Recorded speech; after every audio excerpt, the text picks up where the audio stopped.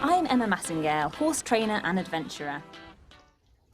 Every year I like to give my horses some kind of new type of enrichment in their field. And it's kind of a slow process. I only managed to add sort of one thing a year, but last year I bought them a massive tree. It's like enormous, but they love it. It's really good. They scratch on it, they chew it, they mess around with it, they cunt around it, and they definitely make use of it. The year before I bought them a massive pile of stones, like huge big boulders. And again, they use it, they chase around it, they rub their bums on it, and it just acts as a kind of enrichment. This year, we've got a little bit of a stream, which you can see behind me here, and that's their field. Just see them up in the distance. And at the end of this stream, they've only got a little bit of access to it because it's kind of a bit boggy and it's not very nice to get in and out of. And I thought this year I'm going to make it better. So I'm going to get a digger man in, and he's going to come and clear out the pathway down to it, so that we've got these mud control slabs, which I hope we're going to be able to lay a nice little platform area so they'll be able to walk into the river really nicely, and hopefully they'll enjoy doing that. And then what we've got this kind of river that goes along the bottom of their field, but at the moment it's completely overgrown with trees and branches and brambles. So I'm going to clear a path all the way down the river so that they can go in at one end, walk all the way down the riverbed, and then pop up into the field a bit further along. Last year, one of my Connemara's, Evernos, he kind of pushed his way down there anyway. So I thought it would be really nice this year to make it a real feature in their field. So we're going to use mud control slabs to help them get in and out, and then they'll just walk down the riverbed or can just stand in the water if they want. Because when all the trees come out in the summer, it's lovely and sheltered down here, and I think they'll really enjoy it, and it gives them another interest. And there's loads of cress and other little bits of plants and grasses that grow around here, so they'll enjoy poking around in that as well. So there they all are in the field. You can see this is their kind of ramp down to it, and if I just head across here, look, you can see how it's gone. Look, there's loads of watercress down here, which is great, but look how boggy it is.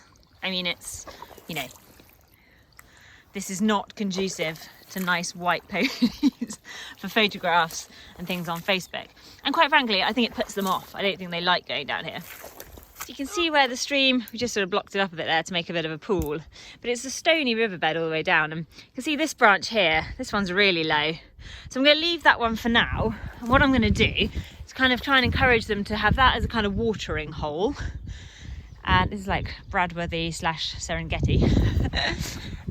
But here we've got another kind of area here, and again it's very boggy coming down to it, so this is where I'm going to use those slabs. So I'm going to try and make a path that goes from the drier bit of field, here. I'm going to use the slabs to make a path and clear a way down through here, down into there, into that bit of the stream, or maybe that bit there. And then they'll be able to walk all the way along and down through there.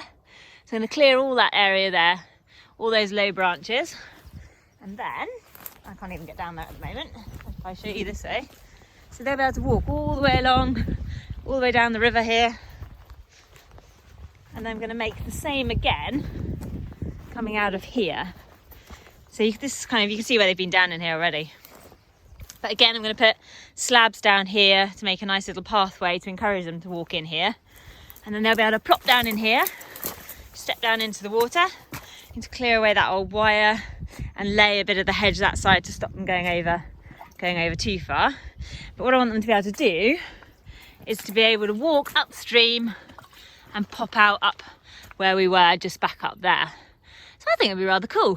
So I'm going to go fire out the chainsaw now and get clearing all of this. All this needs to be cleared.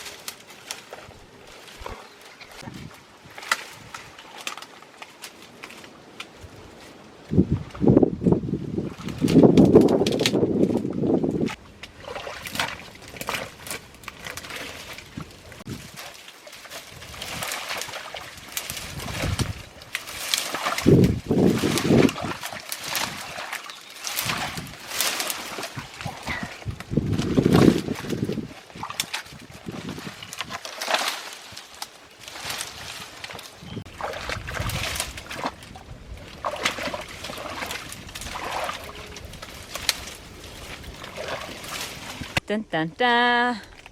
This is what I've just cleared. So now the ponies can come all the way down here. I've got to clear a little bit more of the ground and the twigs and stuff like that. But they can come all the way down here. Ooh, it gets a bit deeper here. And then that's going to be their path out up here.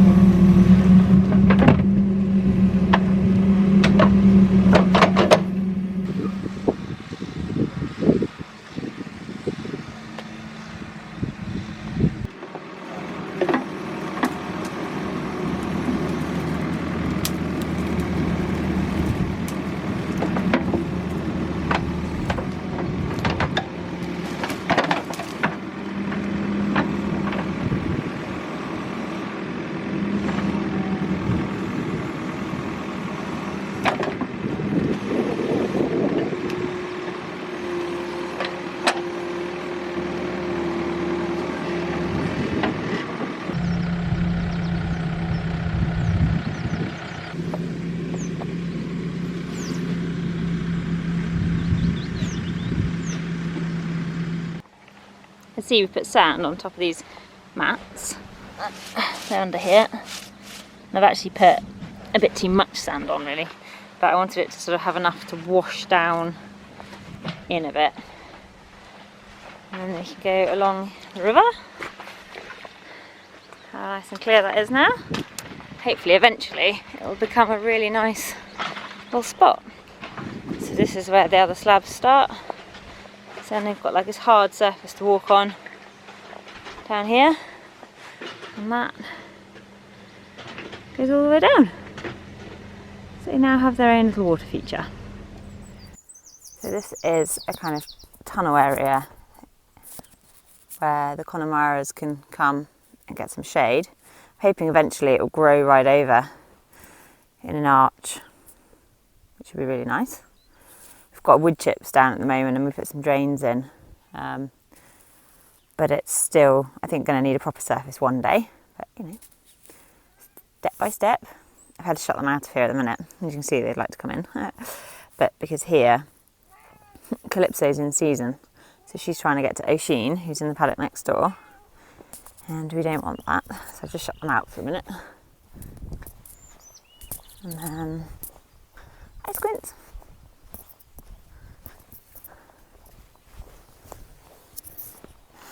Okay, so you can see down the bottom there, where that's where the pond is, and they go in and out of the river that we've just built. It's just there and there. We put a new drain in there to sort of drain that bit of the field. And then in the marsh, which is the marshland bit, I'm now going to move the fencing today so that they can have like a part of, say from here across there, so they can have some rushes and have access to some of the marsh. I've kept them out of it for the last year because it was just too wet, but we've now put the drains in. And then you can kind of see, so that's kind of the rest of their field. So there's the tree. The rocks that we put in the year before last are over in this field over here. And this kind of works as a natural foraging hedge with a gap in the middle. And they've got another gap up the top there. And what that does is that creates a break for them, so they can't get too intense with each other. It really does help create independence as well, because they're always off out of each other's eyesight, so nobody gets sort of panicky about, oh my gosh, where's she gone, or where's he gone, or where's my friend gone? They just think, oh, they're in some other part of the field. And I found it helps to keep them a lot more relaxed. So I think the best thing I've got in this field is probably that break, that hedge line, in terms of usage that they get. Because although they do really love each other, they definitely like time apart as well.